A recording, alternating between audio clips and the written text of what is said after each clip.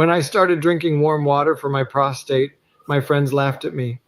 But when they saw how much I'd improved... Are you ready, people? No, don't say yeah, say yo-ho! Right about now, ladies and gentlemen, we continue with royalty. And I'd like to bring on stage a man, no stranger. Many, many times, Road March King, Trinidad and Tobago, all over the world. A grand entertainer. Would you please welcome on this pre-Mother's Day show, let's hear it for Austin Lion, better known as Super Blue. Hey.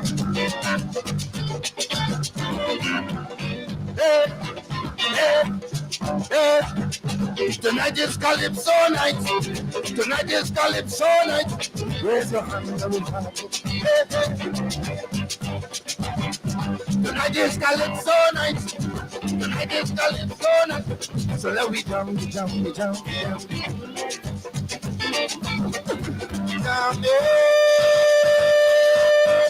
We jamming on the roll. We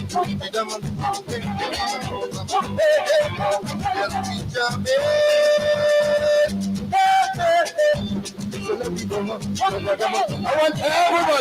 want everybody say hey, yeah.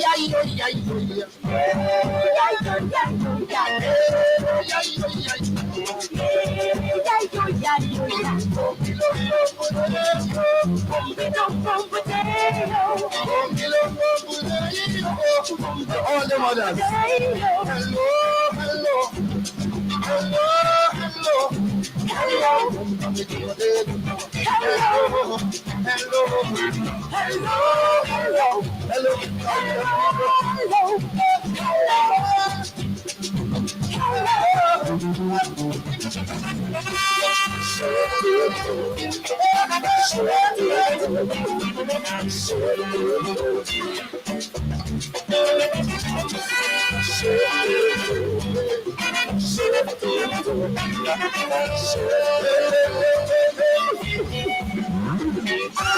Meeting people is so wonderful. We can hardly wait to meet someone like you. Baby, just to give happy Mother's Day. Right now, help them keep my love in existence. Hey, raise your hand. What's today's Mother's Day? Raise your hand. Raise your hand.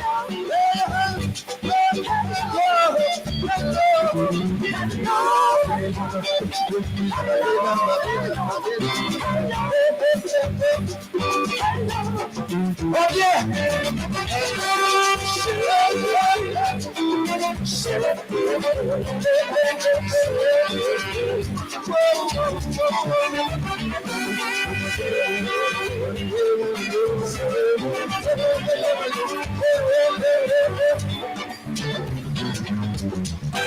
Like for instance, meeting strange faces like you. Oh yeah, where you need assistance urgently. Oh yeah, there is no other proper way. Right now, all you've got to do is smile.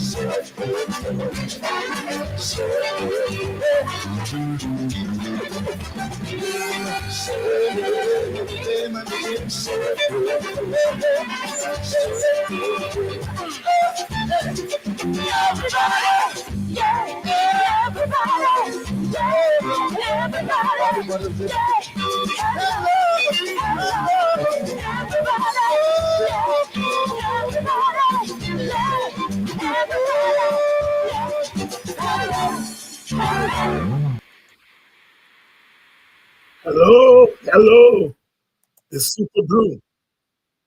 Back in my time, we knew him as Blue Boy, Super Blue. Hello to all of you who are joining us. A Monday evening, the start of a brand new week. Well, a brand new work week, so to speak. Hello, Super Blue, the original Blue Boy. Give us Soca Baptist and Airtel and all those memorable Calypso. Soca Baptist was the original. Oh God. Watch. All you fellas have to say is, you don't know what it's like. Right? You ready? Fellas. Fellas. Are you ready? Are you ready? 1, 2, 3, 4. You don't. No, they don't.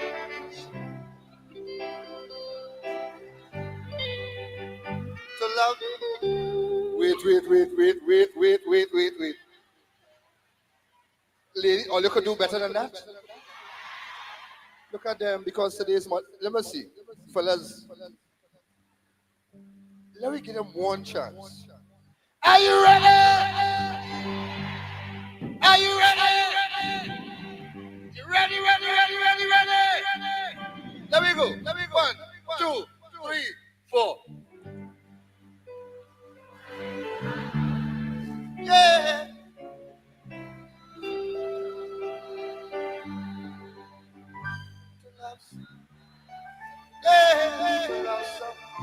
Ladies and gentlemen, to the mothers, the way I love you. Whoa, like so fantastic. Like so fantastic. Like so fantastic. Whoa, like so fantastic. Like so fantastic. Listening to a prayer meeting, Baptist people preaching, with a leader in front of people shaking. So I tell my partner, come here, we get closer, because I tell myself I hear in soca. Going was something to be spiritual. Hey. To me it was more like back and ball for the dancing, some jumping out of time. If you see Baptist, come on, wine and whoa, like soca Baptist. Like soca Baptist, like soca Baptist, whoa, like soca Baptist, like soca Baptist, whoa.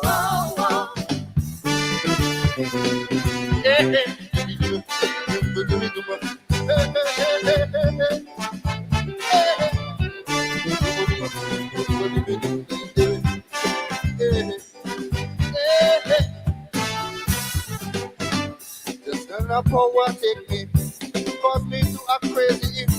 So they embrace my young sister, but I create the problem. I start to fight with them. Though the spirit in me, they have no mercy. When they see already giving trouble, the preacher laid down on his Bible, oh Lord, yeah, for chapter 2, paper.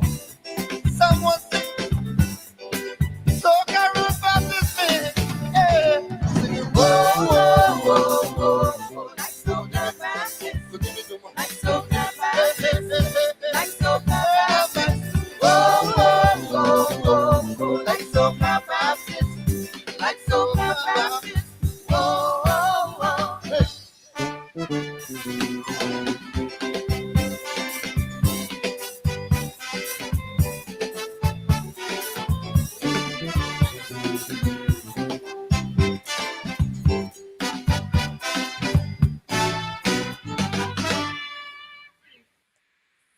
Super Blue, Soca Baptist. Good evening to all of you, and welcome to today's edition of Politics 101. It's a Monday evening, and we're starting the work week. This week is budget week because the budget is going to be read on Friday, and then we'll have the budget debate and all that stuff. So as we come to the end of the week, we of course will be talking about the budget. Plenty money, plenty money, plenty money.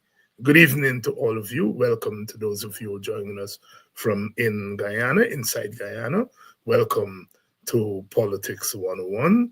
All those of you who are in the Essequibo region, the Venezuelans have done it again, torn apart the Argyle Agreement.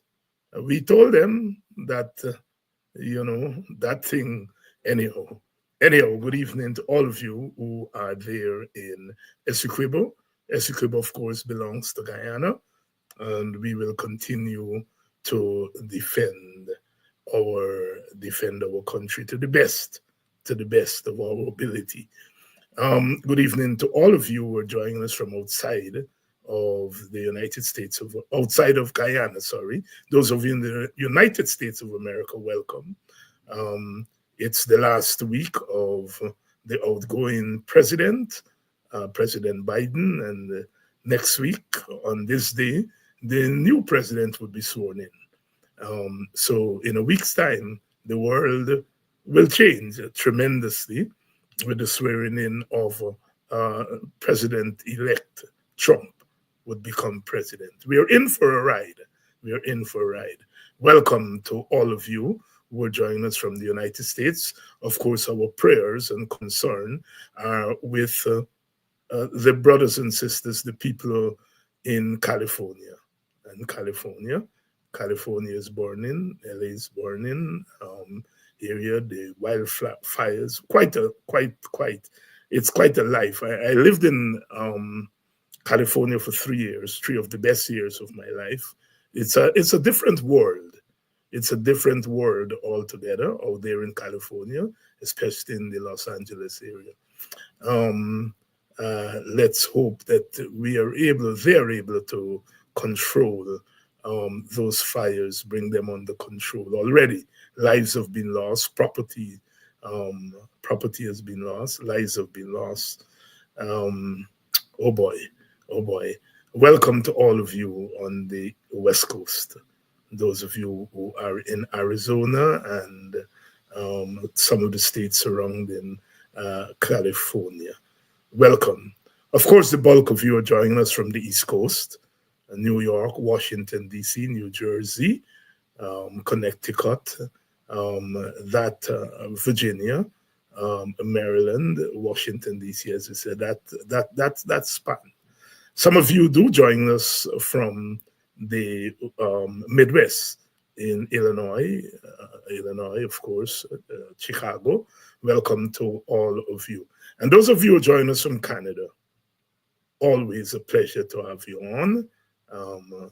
Canada, lots of our people are there, and welcome to today's edition of Politics 101. Of course, those of us in the wider Caribbean, stretching from Jamaica and the Bahamas, and in the north, Cuba, in the north, right down to Trinidad and Grenada, in the south, of course, Guyana. And then if we shift a little bit more on the mainland itself, of course, there is Guyana, and there is Suriname and the French Guyana.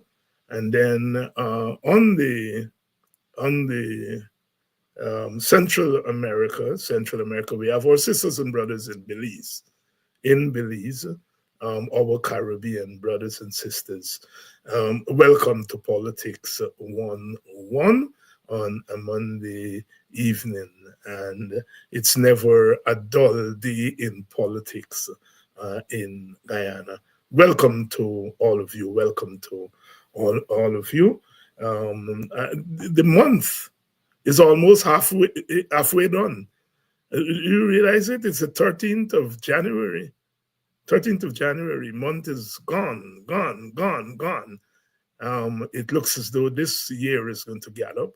Of course, this election year in Guyana is going to be a very, very busy year in Guyana this coming year. It's going to be a tough year for our country because we are entering election. Elections are never easy in Guyana and will never be easy in a place like Guyana.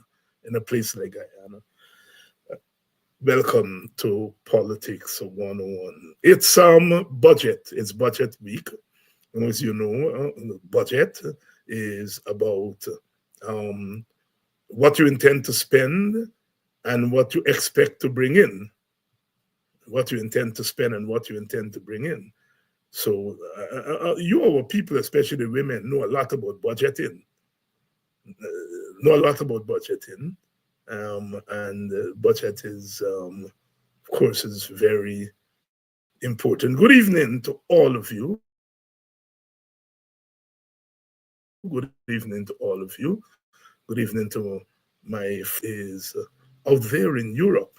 Good evening. The Sauls, of course, are a fixture of a family in West Coast Babies, particularly Bella Drum, El Dorado area. Welcome to all you wonderful people in West Babies. Still my favorite part of Guyana. Welcome to Politics 101. It's countdown time. Countdown to election. It's going to be a big year. You all notice that finally Mr. Calvin Brutus has decided to speak. He's filed a lawsuit, as you know, claiming discrimination and exposing what is apparently now known as the PPP's diversity policy. That they had gone to the police and they ordered the police force should look like Guyana, what they call the diversity program. And it's good to know that the PPP is thinking about diversity. It's very good to know that the PPP is thinking about diversity. But as we all suspect, something was happening in that police force. So, you know, the PPP calling for diversity in the police force, it's not a bad thing. It's not a bad thing at all. In fact, I do support diversity in the police force. But apparently, what the PPP is talking about is not diversity in the force, but diversity in the leadership of the force. And what they mean by diversity in the leadership of the force is take over the leadership of the force and to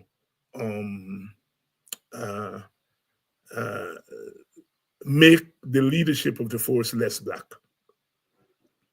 When the PPP came back to office in 1992, one of the first things the Dr. Jagan government did was to try to get East Indians to join the police force. Some of them did, a few, but the East Indians did not pay attention to the government. They had no interest in joining the police force and the army. No interest.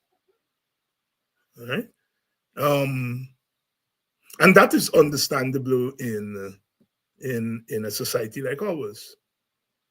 Now, the PPP, you know, spent 3-4 decades demonizing the police force and the army as bastions of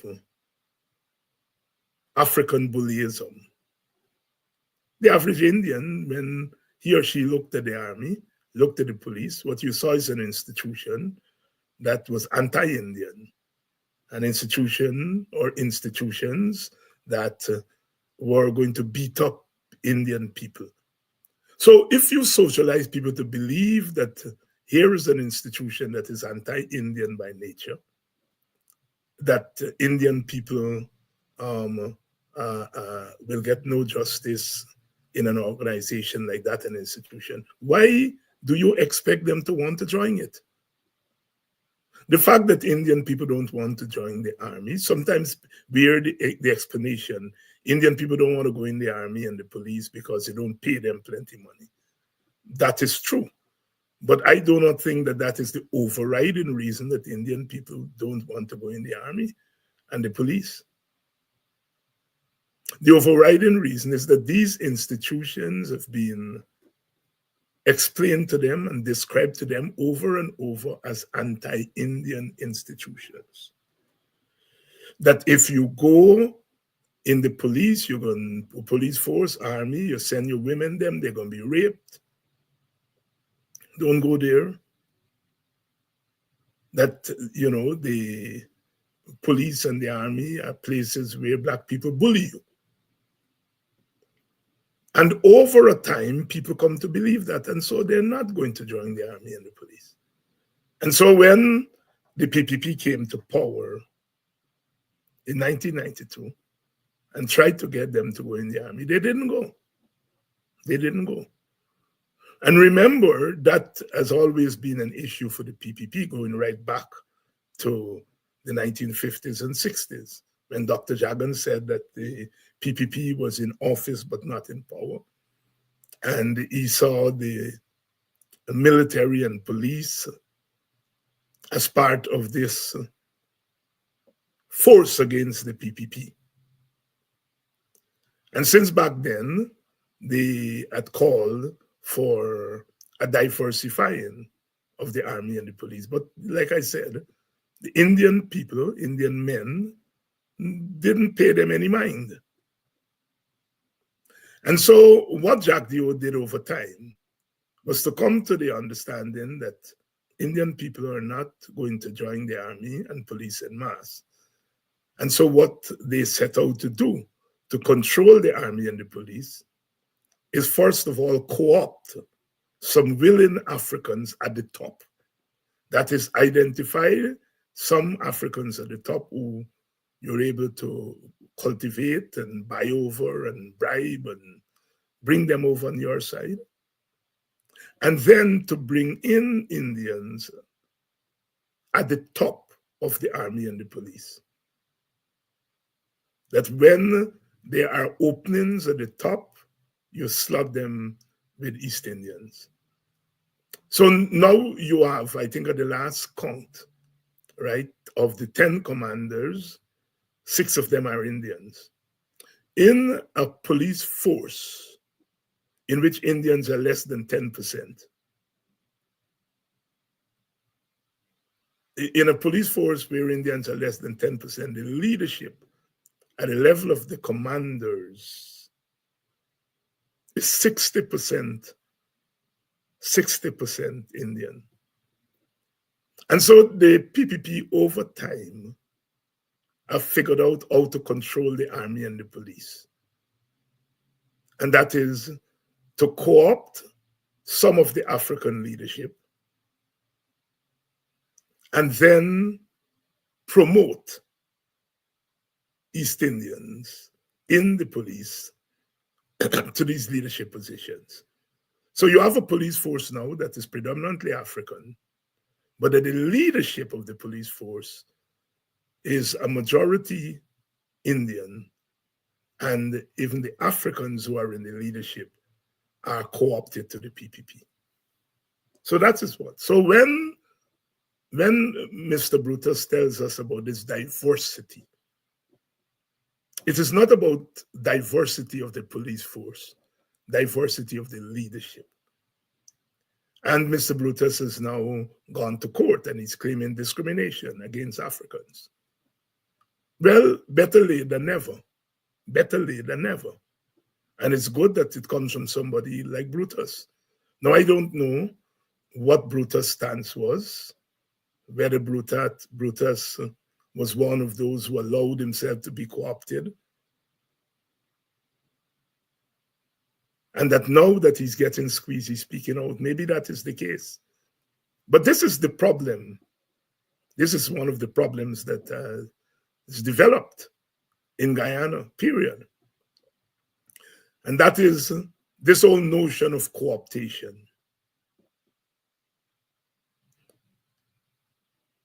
The PPP has moved aggressively to co-opt the leadership of institutions that are dominated by African people. Police, the army, the public service.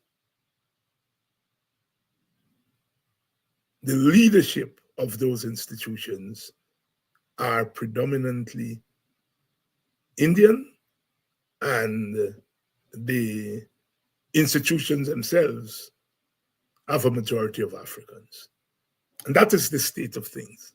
And in order to do so, you had, like I said, to co-opt some Africans at the top. And the PPP aggressively went after it. And some innocent Guyanese call it, trying to win over Africans. The PPP is not trying to win over Africans. It is not interested in winning over Africans. It knows it is not going to be able to win over Africans en masse.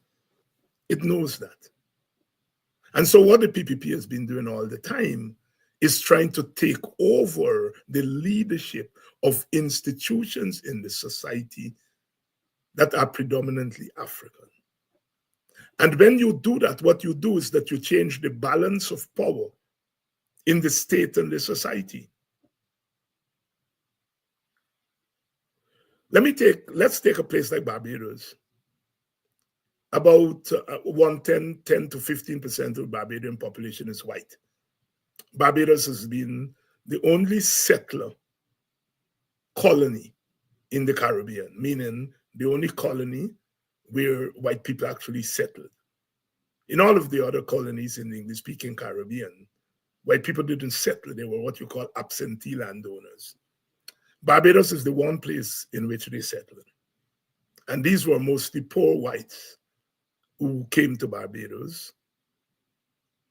Some came to serve their sentences. Some came because they were down and out and they came to look for their fortune. But they migrated to Barbados. So that in Barbados, those poor whites, the derogatory name is red legs. In America, they call them rednecks. And these are poor whites who came to Barbados. Over time, these poor whites became rich whites because they were given preference in the commercial sector. And so what you find in today's Barbados is the whites control, for the most part, the economic sector, the commercial sectors. They control that. And there was an understanding, an unwritten understanding, that blacks were going to control the politics and the whites were going to control the economics.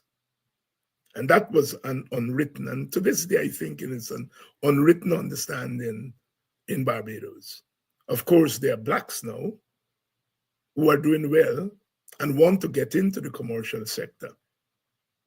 And that is proving a challenge in Barbados because of this unwritten understanding. In Guyana, there was also an unwritten understanding that Indian Guyanese control the agricultural sector, and along with Portuguese, the commercial sector, and that Africans control the public service, the police, the army, and the other sectors such as pork knocking and so on in the old days, the blacks. So there was an understanding, unwritten understanding between the two groups. I myself, at one point, more than a decade ago, when they called and said, let us diversify the army. And I said, well, let's diversify the economy too. Let's diversify the economic sector, let's diversify agriculture, let's diversify the commercial sector, let's diversify the wealth. Because in societies like ours, the balance of power between two groups of about equal numbers really lies in areas of the economy. When Africans had political power, the Indians could use their power in the commercial sector and in the agricultural sector to manage the government. And the understanding was when the Indian government is in power, the Africans will use their power in the army and the police and the public service to manage the PPP government. It was that unwritten understanding that held the country together, because both sides could inflict damage on the other side when it's in power. I have to say that the PPP has changed that. It has changed that balance of power. The PPP today, of course, control the political arm of the government, meaning the cabinet, and they control the parliament, and by extension, they exercise influence over the courts. So they control the political power. They've spent the last 30-odd years consolidating the control of the commercial sector, which was there all the time. But they've now added new elements to the commercial sector. There were areas of commerce that Africans control that today Indians are controlling. We can no longer talk about bushwalk and Tabo black people. East Indians and others are knowing that. And so for the most part, East Indians control the commercial sector. They control the politics, they control the commercial sector. The one area of power in the society that was left was the military power. And as I explained, they were not able to get Indians to go into the army and the police. But what they've done is capture the leadership of those institutions. And they've done so, as I explained, by co-opting the Africans at the top and promoting Indians to the top. So they now control the military, they control the commercial sector, and they control the politics. There's no balance of power anymore in Guyana as we speak.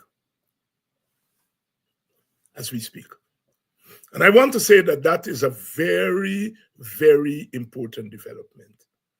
It's important if you look at it from all sides. I think one side we don't look at it from is when people ask, why are Black people taking so much nonsense in Guyana? Why?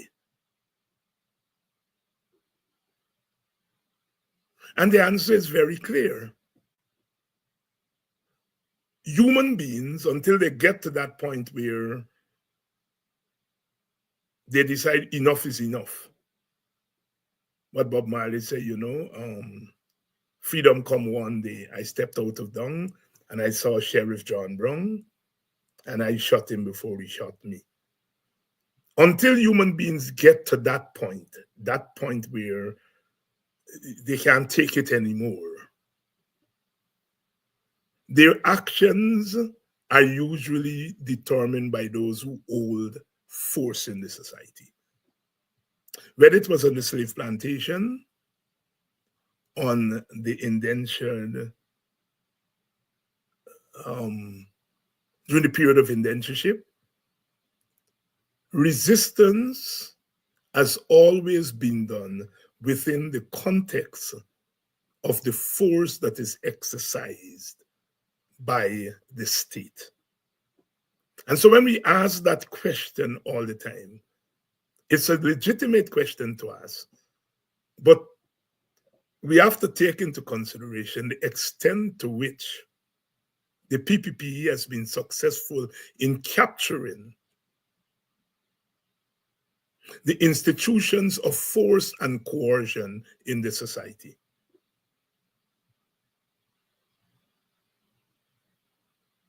And so what the PPP has done over time has had an impact on Black people's resistance, Black people's protest. It is not that Black people have become cowards. No, I do not think they've become cowards. I think they and their leaders are grappling with the change that has occurred over the last 30 years in terms of the institutions of force in the society. And so we have a society now in which those overarching institutions are in the control of the ruling party. That's a fact. We have to come to grips with that. And so the importance of Brutus' thing, in which he's saying, look, these leaders came and they told us that we've got to diversify. The police force and army must look like Guyana. Now, they know fully well that the police force and army will not look like Guyana. In 2025, the police force and the army do not look like Guyana. The police force and the army are still predominantly Black, predominantly African Guyanese. But the leadership of the police force is what has been diversified. But it has not been diversified in a democratic way. It has been diversified in an undemocratic way, in the sense that we have moved from control by Africans to now control by Indians. And this is what Calvin Brutus is bringing to our attention. And he's saying that it's discrimination. He's now a victim of it. He's gone to the court. But you see, this is what people like us have been saying all these decades.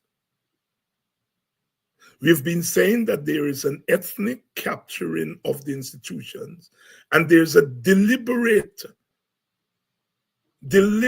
move on the part of this government to weaken African control of the society. Mr. Brutus is now bringing that out and is now telling us that, yes, Dr. Hines, you and Vincent Alexander and the others and Takuma Ogunse and others, you all have not been wrong. Were you all flies on the wall? This is actually what happened.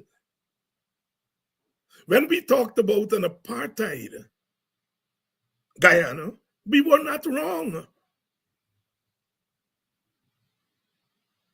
We were not wrong.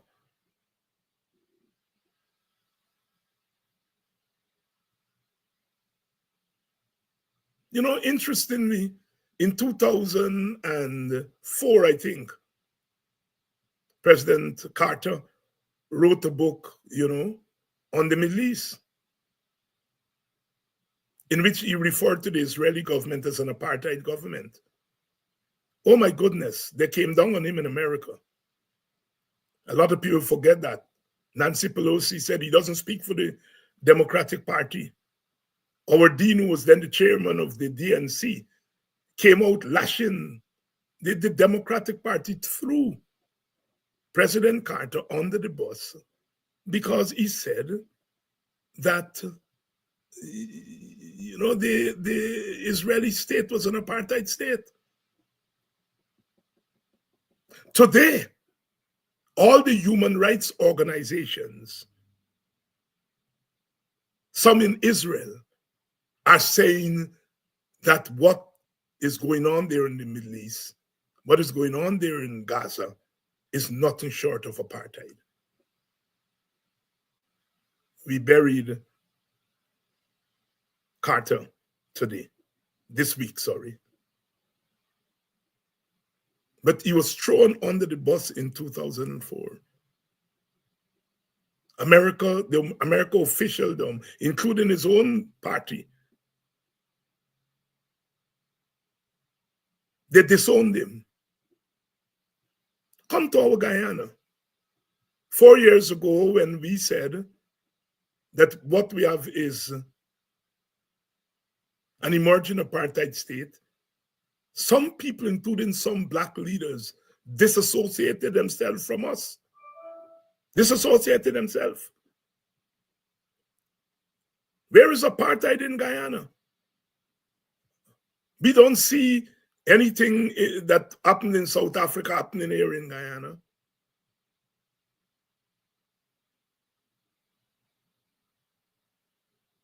Now we know that this government is being engaged in apartheid under the name of diversity.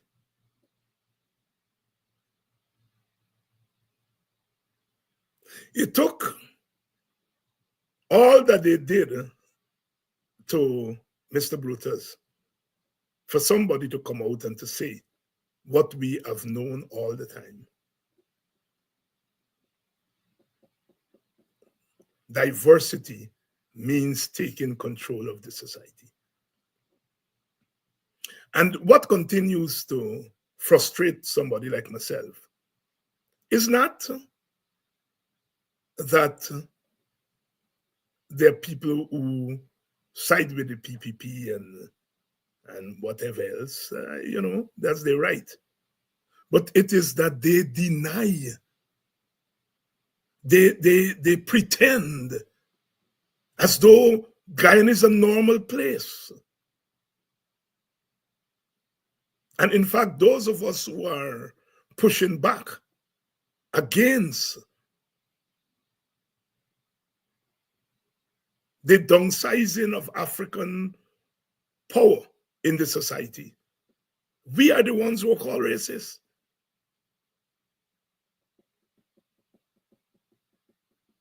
We are the ones. And the party and government that is engaged in that kind of behavior, they're given a pass. Some of them are criticized for other things. But when it comes to the question of race, they stay very far. Because a lot of people don't mind African people being put in their place. I am sure that there are those who still exist in our society. People who feel that African people do not deserve the real power.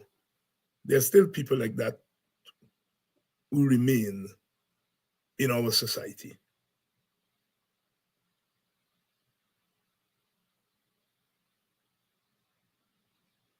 And so what Brutus has brought out is important in that regard,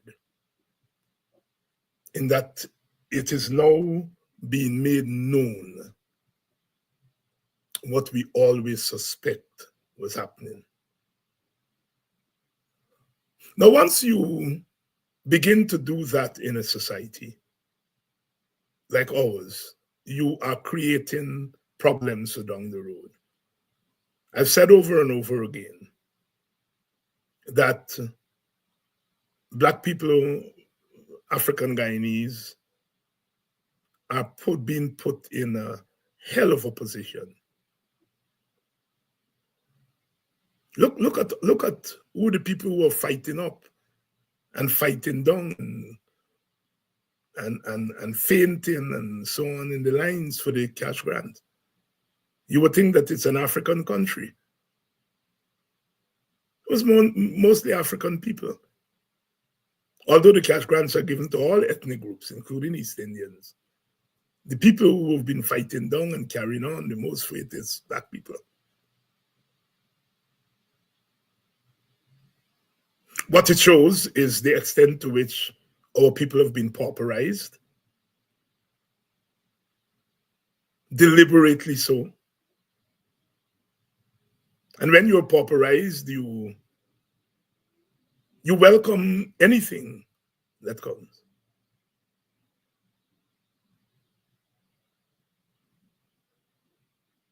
I would have difficulty, great difficulty, in going to any Indian community and have Indian people parading up in front of me. Even if I were president, I would have great difficulty as an African to go to Indian community and have Indian people parading in front of me like, like subjects. And you look at what Irfan Ali is doing. He's making these whistle stops in communities. There on the East Coast this past week, went to places like Melanie and Nomprel and Strathspey and Buxton and so forth. And the Lord lands and he talks for a couple of minutes, and then they line up a few people to say, we need this for our village, we need that for our village, we need that for our village store, and so on. And then he leaves. And I am telling you, those people are enjoying themselves seeing Black people line up and parade in front of them like that. But that's where the Black community has been pushed. I don't think it's going to be a permanent state. I think Black people themselves are going to pull out of that. It's not a permanent state. They've become the victims of the logic of party politics. Because the leadership that has been developed in the Black community is a political party leadership. It's not like in the United States where you have Black Americans. They belong to the Democratic Party. Well, they vote for the most part for the Democratic Party. But they have interest groups, Black interest groups, African American interest groups. They have the NAACP, they have Black Lives Matter. You have Black organizations that every day fight for Black issues. So that even when the Democratic Party does not fight Black issues, and they don't, you have Black civil rights organizations that fight Black issues. In Guyana, we don't have Black civil society organizations that fight Black issues. We have lots of Black organizations. IPADG's membership is over 75. So we have a lot of Black organizations. But for the most part, those organizations are cultural in nature. They look after culture and so forth. They're not political. They're not political. They're cultural.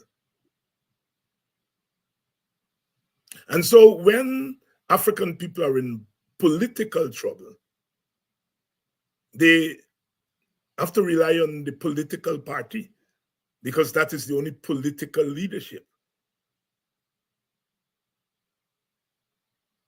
And the political party is a different animal from a cultural organization. Political parties are in the business of running people for office, competing for office, winning office, and exercising governmental power. And although they may have strong views on issues that affect their support base, they are less likely to come out and to fight those issues from a racial standpoint. A lot of times we call on the PNC as the party that receives the overwhelming majority of the Black vote to fight Black issues. And sometimes some of us feel that they could at least fight some more. But the fact of the matter is that the political party is less likely to take on those racial issues in a frontal way. And so where the people do not have their own cultural and political organizations outside of the political party, they're in trouble. And that was the case with Black people. The PPP does not have to overtly fight Indian issues. They do. They do. They do. And they get away with it. But even if the PPP doesn't fight, the Indian community has a whole bunch of organizations which are cultural, just like the Black people organization, the Maha Sabha, and all the Indian organizations, Muslim organizations, Hindu organizations. Then you have the secular organization like the Indian Arrival Committee, etc., etc. You have all of these organizations. And they're cultural organizations, but they have a political agenda. And so they fight Indian issues such as, Indian Arrival and Indian Arrival. They don't have to depend on the PPP because there is alternative leadership in the Indian community that fight Indian issues. Amerindians, same thing. The Amerindians do not necessarily have to depend on an Amerindian party. They're Amerindian civil society organizations, and they fight Amerindian issues, Amerindian land issues, carbon, credit for Amerindians. African organizations are the ones that are not political. And they tell you plain, and you can't vex with them. I belong to some of them. And they take their culture very seriously. And they stay away from politics. This is not the case with East Indian organizations. Look at the Private Sector Commission. Private sector is basically an Indian-dominated organization. They take positions on the economy. They take positions on politics. They just met with the vice president to say they're concerned that in this election year there will be instability. Where is the African equivalent of the Private Sector Commission? African business people are in the minority. They're not going to want to form such an organization. And even if they did, they will keep a low profile.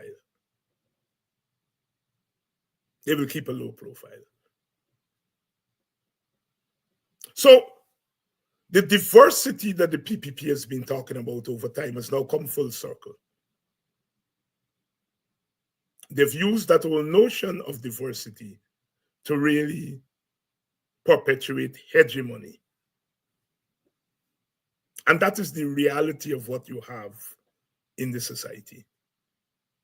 So, in many respects, Black people seem helpless.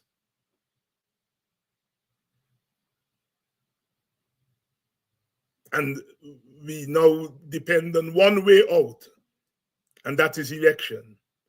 And then when we get into that arena, we notice that even there,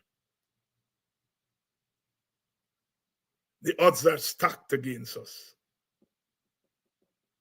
So Guyana today is a study of how the leadership of one ethnic group was able to use its hold on state power to break the old balance of power and to introduce a new balance of power in the society. That's a reality.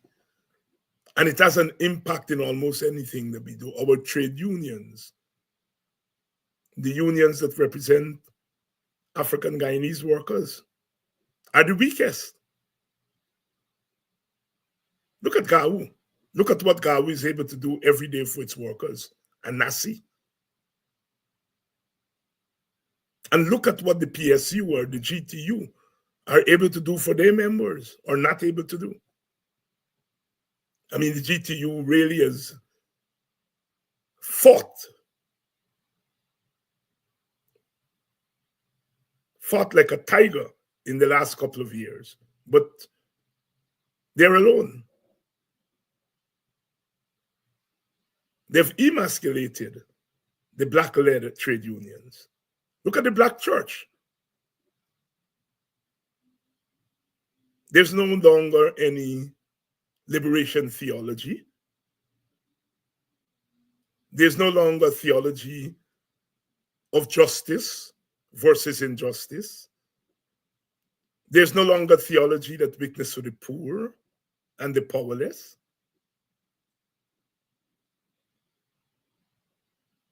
The black church has either gone silent, gone apolitical, or some of them are colluding with the political state. And that was an area that black people could look to for some kind of inspirational leadership. Gone. No radical black church anymore.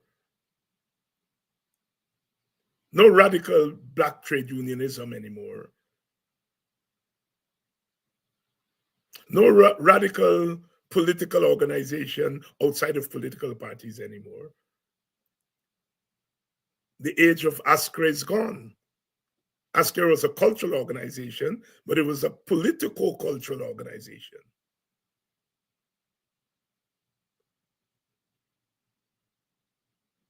A cultural organization that took on political issues on behalf of black people.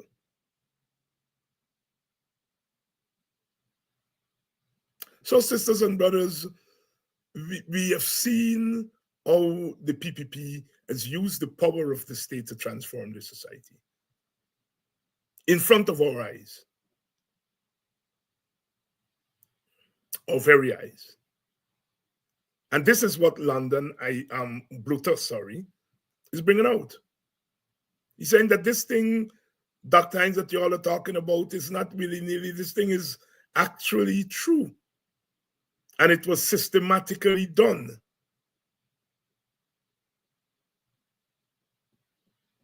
And I'm telling you, there are so many more Brutuses. By the time they all come out, it may be too late. But, you know, they say it's better late than never in politics. I mean, look what they had to do to Brutus for him to come out and let the country know what they have been doing. And so that is something that we cannot ignore. We cannot ignore a multi-ethnic society in which you have two major groups, almost the same size, but one is dominating the other. It's not going to last forever. It's having the desired effect now from a PPP standpoint, in the sense that they're watching us black people are with their backs against the wall. The question is, what do we do as a people? What do we do as a people, as a black people, as an African people? If we are being oppressed because of our race, then we have to fight back because of our race. I think it's Walter Rodney said, if someone uses my race to dehumanize me, I have to use my race to humanize myself. And I think that's a challenge that's facing Black people. There are other solutions. There is the political solution. That is to take power, take governmental power. But that ought not to be the only solution. Black people have to come to grips with the fact that you are being targeted principally because of your race. And this is not just bad things. Even some things that look good, it's done racially. It's budget week. And the budget is going to be out in a couple of days, and some of us will be looking to see the distribution of the resources, how much is being allocated where. Because what is allocated for teachers, it's not just teachers, it's African people, because the majority of teachers are Africans. What is allocated for sugar workers? It's not just sugar workers, it's East Indians, because they're the majority of sugar workers. The tax breaks and all the other goodies for the business sector.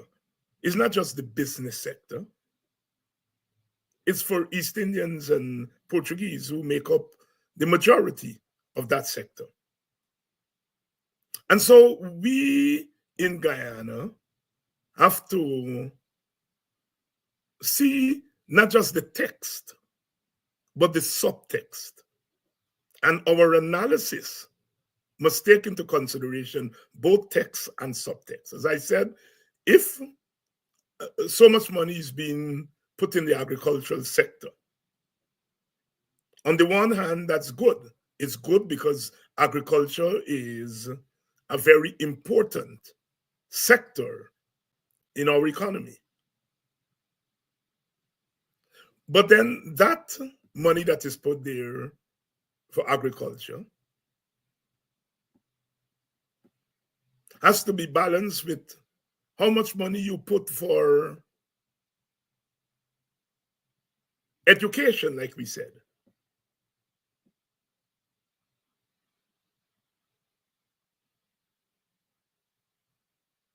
The government has spent a lot of money on infrastructure. Well, we have gone over that over and over again.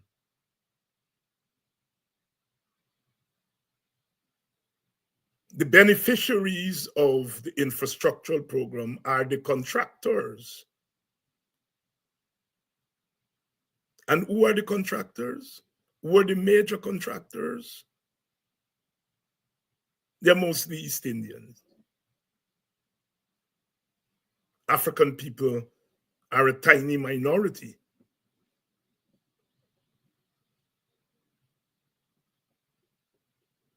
So the budget is a good place to funnel money to the ethnic communities, because that's the nature of our society.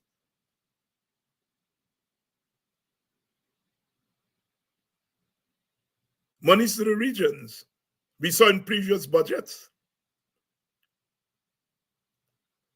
where regions that are won by the PPP, regions where East Indians predominate, government subvention, government expenditure in those regions far outstrip the regions which they do not control. A region like Region 4, which is the largest region, and one would imagine that government expenditure would be the highest in a region like that. Oh, no, sir. No, sir. No.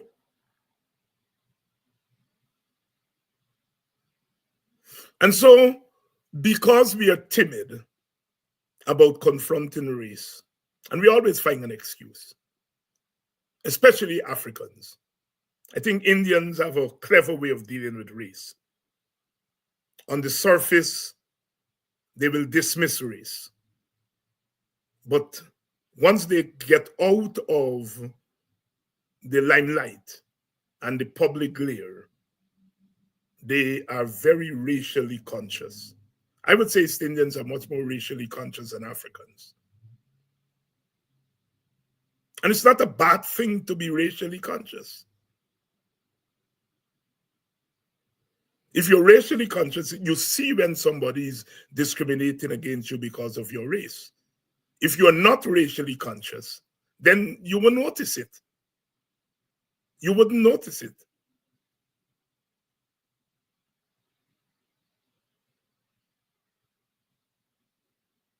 And so the problem is that the generations of Africans, especially younger generations of Africans, they recognize that there is a racial problem. It's not that they don't recognize that there is a racial problem. So don't get me wrong when I say they're not racially conscious, they're not conscious that race is an issue. They are. They are. But they're prepared to deal with it by not dealing with it.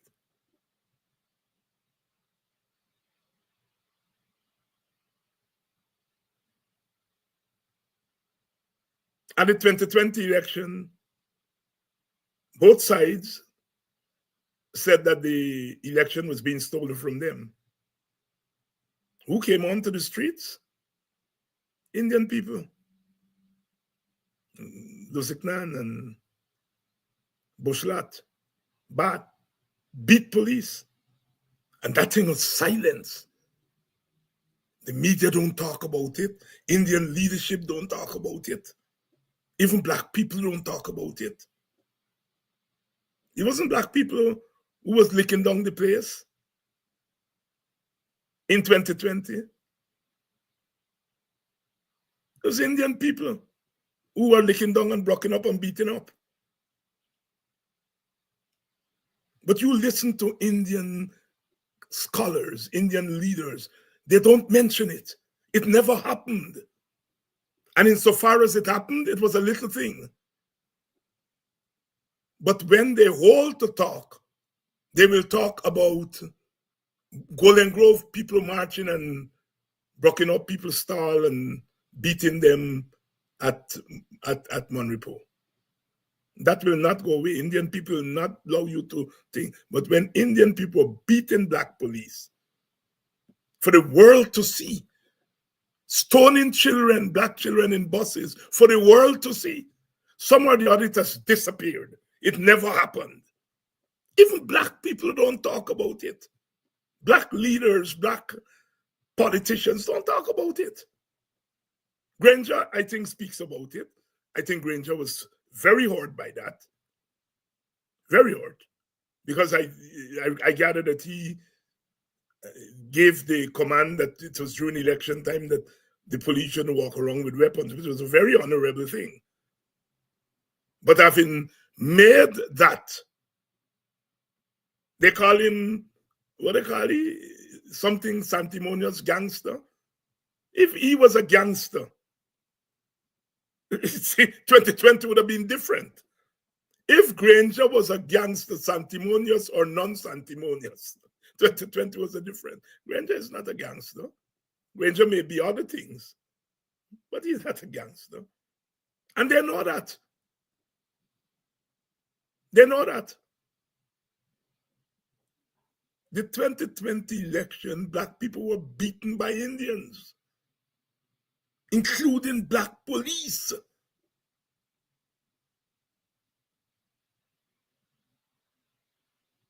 In 1997, around that election, Indian people were beaten by Africans. And the Indian leaders went on overkill with that. But those same Indian leaders are ignoring that in the 2020 election, Indian people beat black people.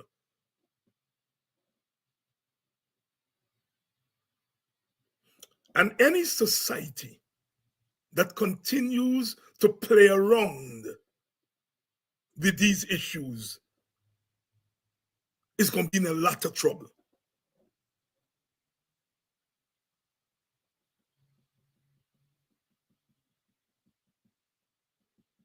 Just as I can sit here and say, in 1997, African people were the aggressors in the violence after that election. There were other stories. There are stories of African people coming to the rescue of Indian people who were being beaten, giving rescue to them, and so on and so forth. There are all set of other stories. The violence that was described by some of the Indian activists, it was blown out of proportion. There are all of that. But the fact of the matter is that the violence in 1997, the aggressors were mostly Africans. And the violence in 2020 was solely violence by Indians against Africans. When we can begin to talk like that, then we are talking multiracialism. Then we are talking multiracialism. When we are able to face the facts.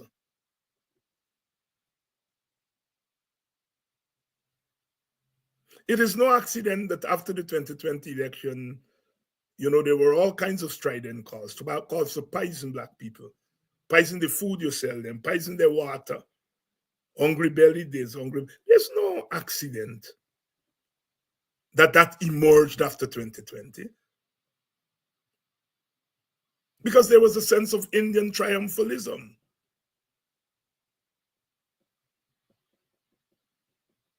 And as someone who fought in my own Black community as a young man, trying to talk them out of anti-Indian violence, trying to get them to be in solidarity with their Indian and Amerindian worker brother and sister,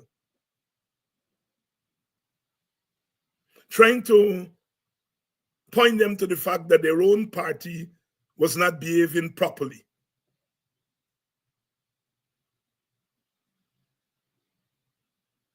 To now watch the shoe on the other foot, where African people are the victims of violence, where Indian people are the aggressors,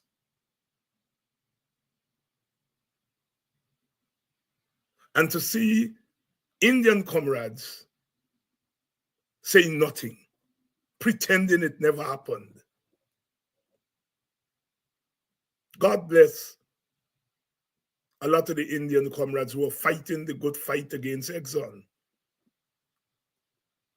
Who are fighting the good fight against Exxon. Fighting for better contract. It's good. But where are those same voices fighting against police brutality of Africans? Fighting against the dispossession of lands, African lands. Where are those voices? Even if you put 95% of your voice on Exxon, what 5% to talk about anti-African violence? I mean, gosh, the police admit that they killed that boy, Quindan Bacchus. The court awarded them 24 million, awarding $24 million, his family. And there are those in the PPP who wanted to deny that. Eventually, they changed their mind. But that doesn't assault. It doesn't assault the thinking of a lot of the Indian leadership. It's like nothing. Nothing. Where the state was attempting to deny the family of somebody they admit that they killed. It doesn't anger our Indian leadership, and I'm not talking about the PPP leadership, I'm talking about those not in the PPP. They're not angered by it.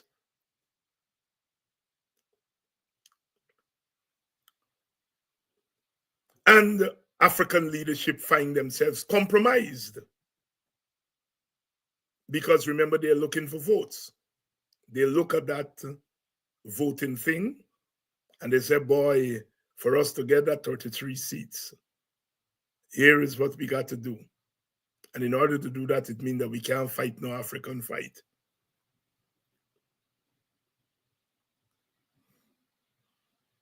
So Indian leaders are not going to defend Black people,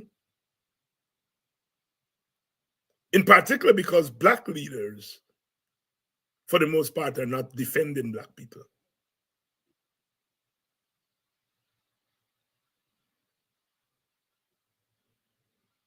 In fact, you listen to some commentators, they dismiss people like me. We will not get one vote. Because in their head, you're all fighting for Black people, but Black people are interested in that fight. And they will never reward you, David Hines, with any vote for fighting for them.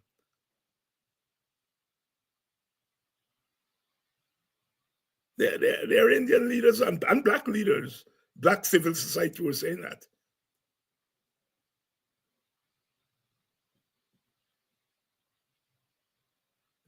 In the sense, what they've done is that they have dismissed Black people as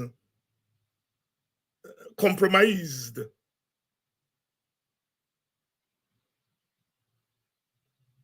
Rafram Quran column this weekend concluded that there is not going to be any opposition coalition at the election.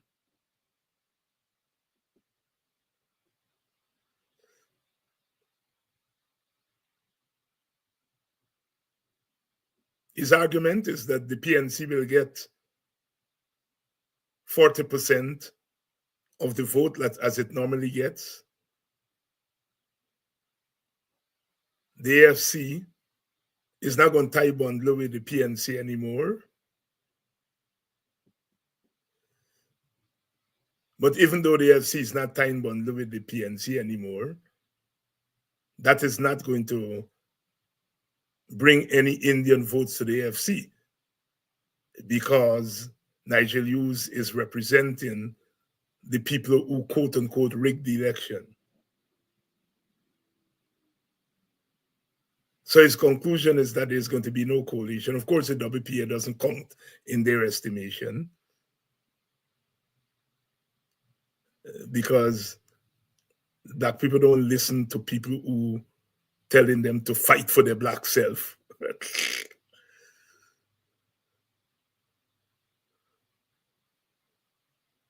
The situation with Black people is not easy. It's not easy. We fight down, we fight each other. We look at the situation with Brother Thing there in Linden.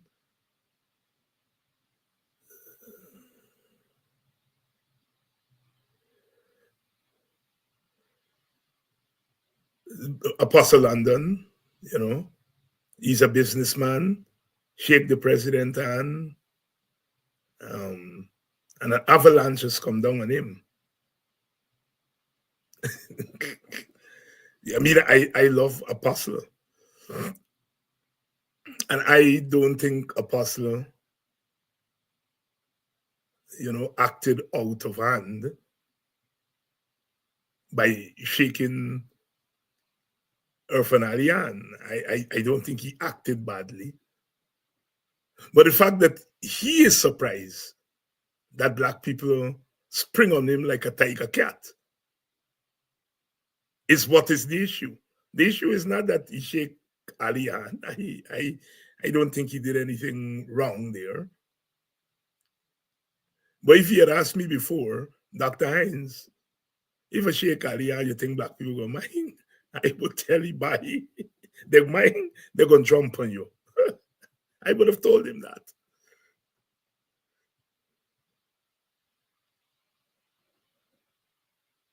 They're not able to jump on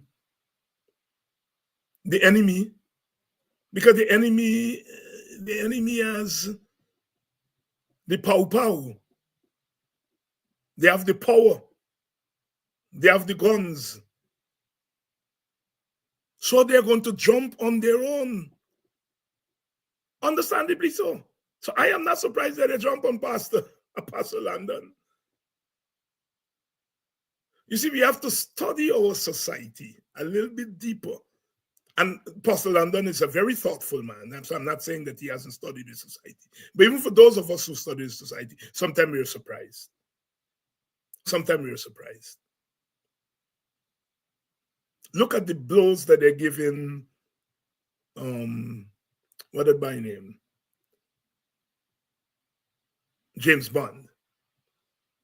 Again, only the other day, James was in Congress Place, pledging his loyalty to the PPP, to the PNC, and Norton. Just a couple of weeks, he was fighting Freddie Kissoon on his show, defending the PNC. And then last week, he said, "I'm supporting Ali for third term." And all a second term, all hell break loose.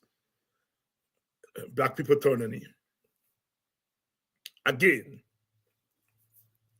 James Bond has a right to support who you want to support for whatever second term, third term. That is his right.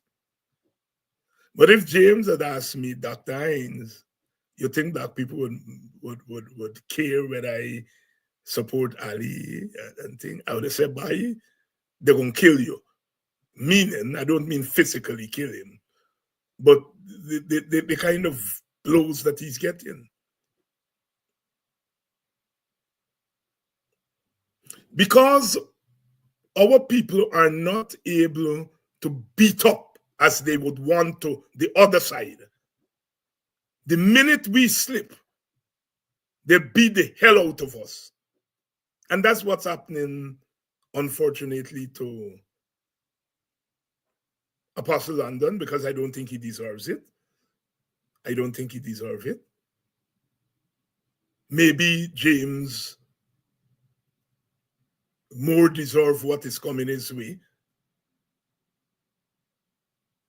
I see somebody say James is a pragmatist.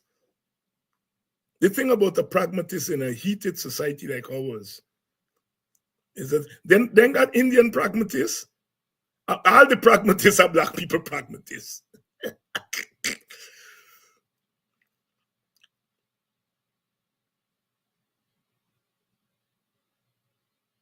So we are really in a terrible state, the Black community. Not impossible. We have to look and see the changes that are occurring, and we have to take into consider the changes that have occurred. I do not believe that there's any critical mass of Black people going to go and vote for PPP. I don't believe that. I think the vote is still going to be along racial lines. I think it will still be along racial lines. But I think African people will find excuses not to do certain things. And so that makes our job on this side very, very, very important. We have to talk to Black people as I am talking tonight. We have to find some way to do it. It is not that Black people don't know what is happening to them. They know. But if they're the masses and they feel helpless, then they will act as though they're helpless. Look at when the teachers came on the road, how much they lift the spirits of Black people. For one brief moment. But look what happened. Their leadership, the leadership of the union, or part of the leadership of the union, basically sell them down the drain. It is that kind of thing that Black people lash out at. I listened to Pastor Apostle London, and I take his argument. You know, you're a businessman, and the president come there, and he come to you and shake your hand, you shake his hand as a business person. But then once you move away from that arena, there's no shake hand. I understand Apostle position. But I am saying to Apostle, if you're surprised, then you took your eye a little bit off the ball. I'm not surprised. I am not surprised. I'm not surprised. In the final analysis, this thing affects the entire country. Because if you have half of the country, one of the major ethnic groups in the country, feeling that sense of unease, feeling that sense of siege, it is not good for the country in total.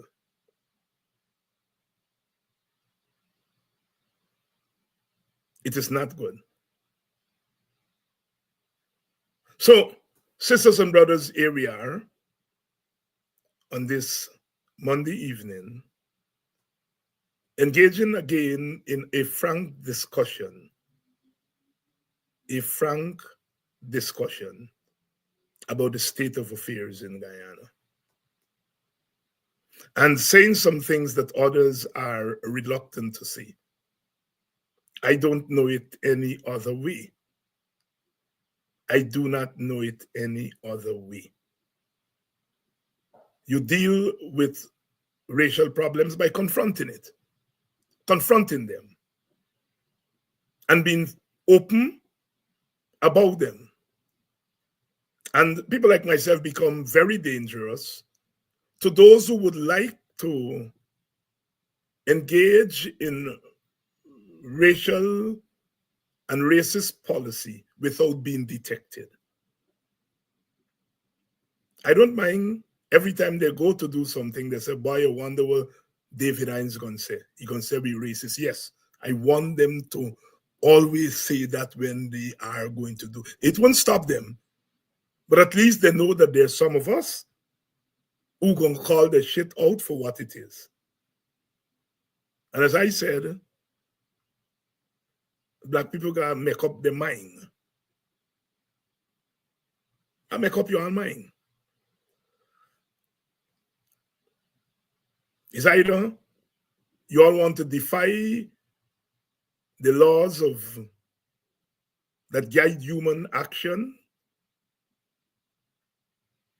and prove that you all are an exception to that, or you want to prove that you are human beings who act like human beings.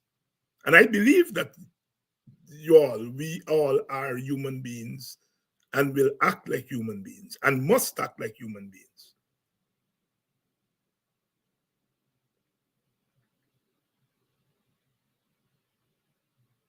We have a big lineup this week. We have Dr. Jeffrey is going to be here tomorrow night. I think GHK Lal is going to be here this week. Vincent Alexander is going to be here this week. So it's quite a busy week, But we've got to keep the fire burning. We've got to keep the fire burning so as to hold Guyana together. Guyana is not going to survive as a one-race country. Well, all of us are there. It's not going to survive. That's out of the question. All right? The PPP can take all the power it wants. In fact, the more power it takes, the more it is making it very difficult to hold the country together. So my worry is not that Black people somehow or the other are going to lie down and just dead. That is not going to happen. The point is the price that the country will have to pay. And that is why I'm thinking the PPP is cruel, because they know that if they continue down this road, the price all of us will pay including Indian people. Indian people, black people, Amerindian people, all peoples are going to pay a price for what the PPP is attempting to do. And the PPP knows that, but yet it is continuing to do so, which means that it is playing a game, it's gambling with the safety and the security of Guyanese people, gambling it away. I don't know, I can never be part of a government that's going to take them gamble. You think anybody can watch me cross a table and tell me, David, we can use the power of government to control Indian people? I'll tell them, no, because it can't happen. And I am not prepared to take that risk. You're going to get through for a couple of mornings. But it's not sustainable. What the PPP is doing is not sustainable. It may look as though they get black people where they want them for a minute, but that is not sustainable. And the PPP leadership knows that, but they're gambling. They're gambling.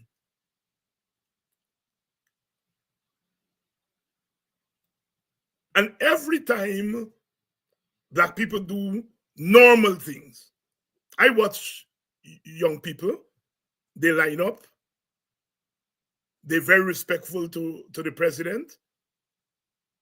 They ask for things for the village, including my own village. They want sewing machine, they want this, they want that. They're doing what people should do in a democratic society. But that is not seen as making representation for themselves.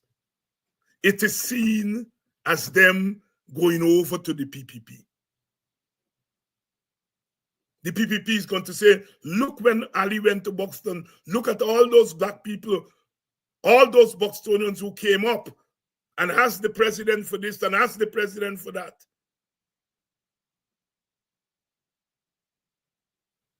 All those people are doing is what they should do when any government is in power. And they should do more of it when their government is in power. They shouldn't sit down and leave it. They should come up whenever the leaders come and tell them what you need in your community. But unfortunately, the PPP is going to use those images at election to show that black people in Buxton support them, or black people in Melanie support them. Unfortunately. Does that mean that our people should not make representation on their own behalf? No, it doesn't mean that. What it means is that we have to make them conscious of how their actions would be seen and interpreted.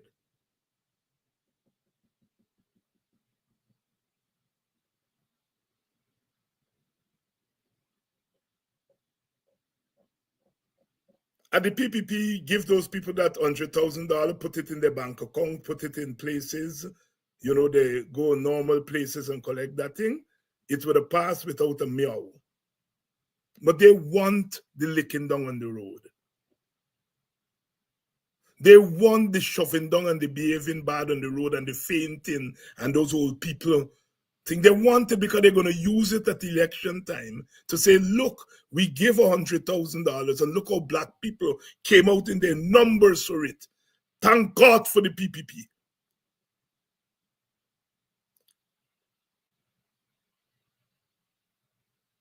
That they're going to use that. And of course, all your registration story that you all give them, you know, that's sitting duck right there. They're going to use that for voter impersonation. They've transformed our country into a difficult place, a very difficult place. But we are hoping that we are going to be able to overcome this little difficulty and know that the work ahead is very, very important work. And you all, the ordinary people, those of you who feel it every day, you all have to Commit yourself. Commit yourself to ensuring that your humanity is respected. It's easy for me to sit up here and others like myself who don't need $100,000 from the government. But the vast majority of our people of all races, that $100,000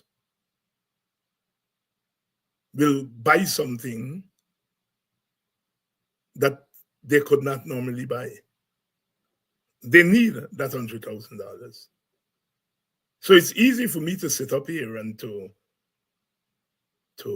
lambaste people and people shouldn't this and shouldn't that.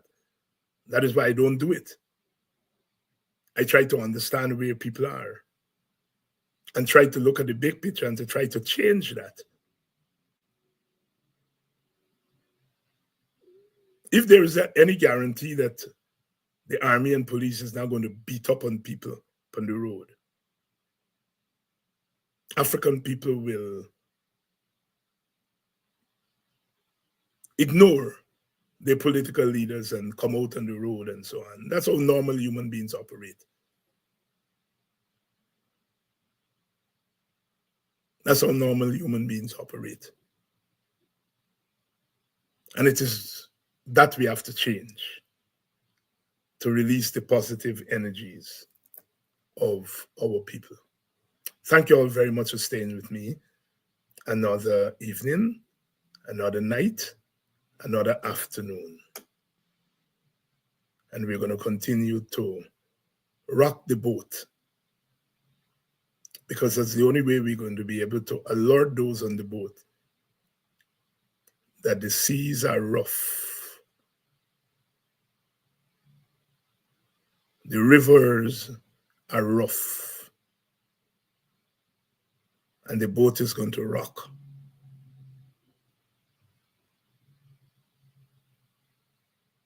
Ultimately, we have to calm the seas and calm the river. Sometimes we try to calm the boat and not realize the boat cannot be calmed if the rivers and the seas are not calm.